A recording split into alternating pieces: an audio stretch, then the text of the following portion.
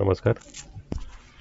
IWP संगणक प्रणालीमध्ये आर्थिक वर्ष सुरू झाल्यानंतर करावयाच्या सेटअपची माहिती आज आपण पाहणार आहोत.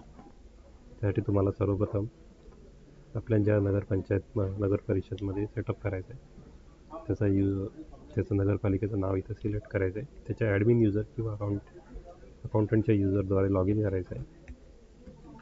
लॉग इन केल्यानंतर आपल्याला लेखा मॉड्यूलमध्ये जायचं आहे. लेखा मॉड्यूलमध्ये जाऊन सर्वप्रथम 2 लेजर क्रिएट करायचे.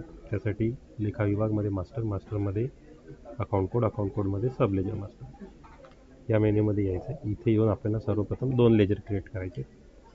2 लेजर कुठले तर फर्स्ट लेजर असेल प्रॉपर्टी टॅक्स रिसिवेबल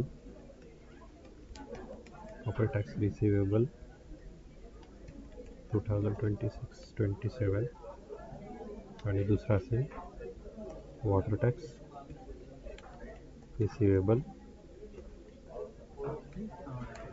2026-27. यासाठी काय करायचं आपल्याला, पहिले या सबलेजर मास्टरच्या फॉर्मवर नवीन बटनवर क्लिक करायचं आहे. नवीन बटनवर क्लिक केल्यानंतर कार्य संकेतांकामध्ये 910 सिलेक्ट करायचं आहे. उद्दिष्ट संकेतांकामध्ये 4610 सिलेक्ट करायचं आहे. निधी संकेतांकामध्ये जनरल फंड आणि लेखा शीर्षवर्णनमध्ये प्रॉपर्टी टॅक्स रिसिवेबल 26-27 असं टाईप करायचं आहे. आणि बजेट प्रकारमध्ये अर्थसंकल्प ही सगळी माहिती भरून झाल्यानंतर इथं सेव्ह करायचं. सेव्ह केल्यानंतर तो लेजर क्रिएट होऊन जाईल. त्याचप्रमाणे वॉटर टॅक्ससाठी सुद्धा सेम प्रकारचं लेजर क्रिएट करायचं आहे. त्यासाठी सेम प्रोसेस परत करायची. नवीनमध्ये जायचं आहे. इथे लक्ष द्या, कार्यसंकेतांक जो आहे तो 912 निवडायचा. प्रॉपर्टी टॅक्ससाठी 910, वॉटर टॅक्ससाठी 912. त्यानंतर ऑब्जेक्ट कोड म्हणजे उद्दिष्ट संहिता सेम 4610 टाकायचं इथे.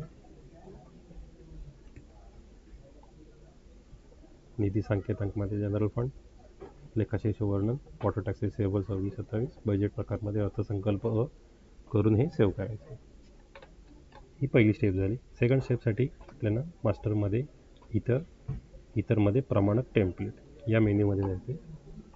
इथे जाऊन नवीनवर क्लिक करायचं आणि आपण कुठल्या मॉड्यूलसाठी सेटअप करणार आहोत त्या मॉड्यूलचं नाव म्हणजे त्या मालमत्ता बिल इथे निवडायचे. प्रॉपर्टी टॅक्ससाठी मालमत्ता बिल आर्थिक वर्ष 2026-27 निवडायचे. आणि इथे आपण जो लेजर क्रिएट केला होता प्रॉपर्टी टॅक्स रिसिवेबल तो सिलेक्ट करायचा. मालमत्ता बिलसाठी प्रॉपर्टी टॅक्स रिसिवेबल सेव्ह करायचे आणि वॉटर टॅक्ससाठी वॉटर टॅक्स रिसिवेबल सिलेक्ट करायचं आहे. ओके, इथे 2026-27 करायचे आणि इथे वॉटर टॅक्स रिसिवेबल 26-27 हा लेजर सिलेक्ट करायचा.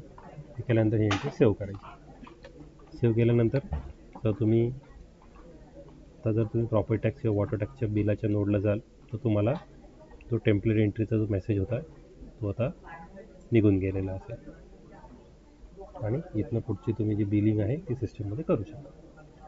धन्यवाद.